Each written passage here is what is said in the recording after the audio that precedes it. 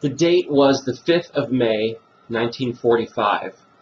It was 5 days after Hitler had committed suicide.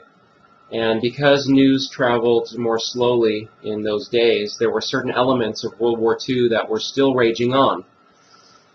Now, a small group of Americans had just liberated an Austrian castle where French POWs were being held and awaiting execution.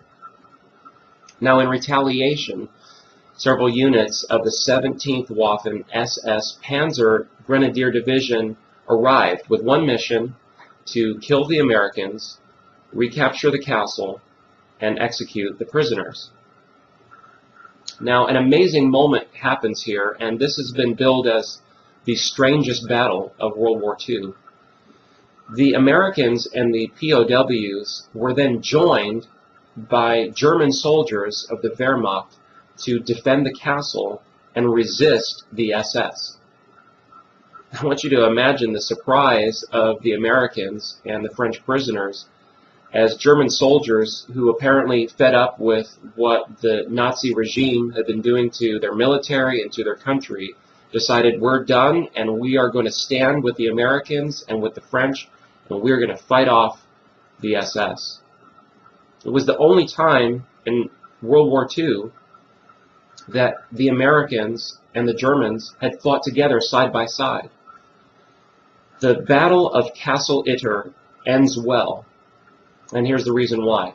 The good guys win in the end. So today maybe you're feeling like you are being pressed beyond measure. You're at the limits of your endurance. Your strength is just about gone, and you're just about ready to give up. I want you to remember two things. One, you're in good company.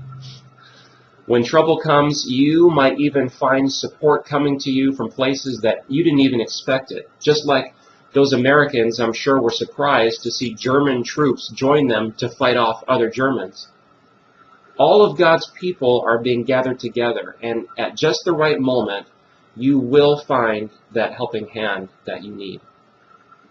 The Bible says, no temptation has overtaken you except what is common to mankind. And God is faithful. He will not let you be tempted beyond what you can bear.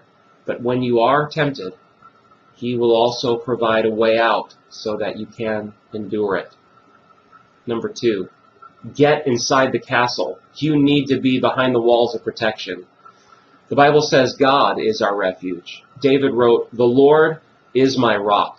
He is my fortress and my deliverer. My God is my rock, in whom I take refuge. He is my shield and the horn of my salvation, my stronghold.